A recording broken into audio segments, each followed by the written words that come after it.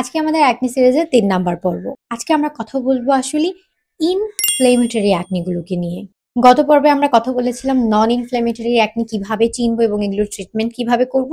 আজকে আমরা কথা বলবো ইনফ্ল্যামেটরি অ্যাকনি গুলো কিভাবে চিনবো এবং এগুলোর ট্রিটমেন্ট কিভাবে করব। প্রথমেই কথা বলবো প্যাপিউলস নিয়ে। এগুলো লালচে রঙের হয়, ছোট ছোট ফোলা ভাব থাকে, তবে এগুলোর কোনো মাথা থাকে না। ট্রিটমেন্টটা হবে আমরা আমাদের স্কিন কেয়ারে বেনজল পারক্সাইড আছে এমন ক্রিম বা সিরাম ব্যবহার করব।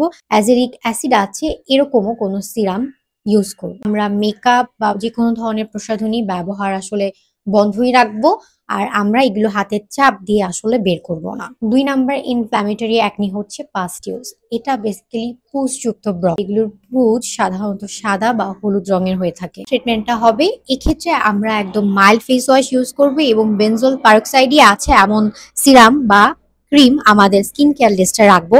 এগুলোকে কোনোভাবেই ফাটানো যাবে না, এগুলোকে ফাটালে কিন্তু স্কিনে দাগ হয়ে যাবে। ৩ নাম্বার ইনফ্ল্যামেটরি অ্যাকনি হচ্ছে নুডলস। এই ব্রণগুলো আসলে ত্বকের ভেতরে থাকে, বড় শক্ত গুটির মতো হয়, ব্যথাযুক্ত ব্রণ হয়, আর এগুলো সহজে যেতে চায় না। নুডলস অ্যাকনি হলে আসলে ঘরোয়া পদ্ধতি এনাফ না, তোমাদের ডাক্তার দেখাতে হবে। ডাক্তারের পরামর্শে কোনো অ্যাডাপ্লিন বা রেটিনল অ্যাপ্লাই করতে হবে। ৪ নাম্বার ইনফ্ল্যামেটরি অ্যাকনি হচ্ছে সিস্টিক অ্যাকনি। এটাও আসলে কিছুটা পাস্টিউলস এর মতো, লাল বা হলুদ পুঁজ ভরা কোনো ব্যথাযুক্ত ব্রণ। এগুলো আসলে সহজে যেতে চায় না।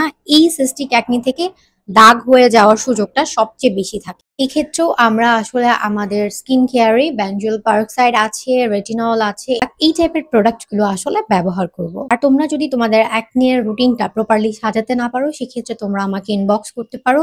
অ্যাকনি এর এই ইনফ্ল্যামেটরি মেজর ইস্যুগুলো কিন্তু আমি দিচ্ছি। মডারেটর তোমাদেরকে যে ফর্মটা দিবে, সেই ফর্মটা তোমরা পূরণ করবে, তারপর সময় নিয়ে আমি তোমাদেরকে তোমাদের অ্যাকনির সলিউশন দিয়ে দিব ইনশাল্লাহ। সো আজকের ভিডিওটা এই পর্যন্ত। সুস্থ থাকবে সবাই। আল্লাহ হাফেজ।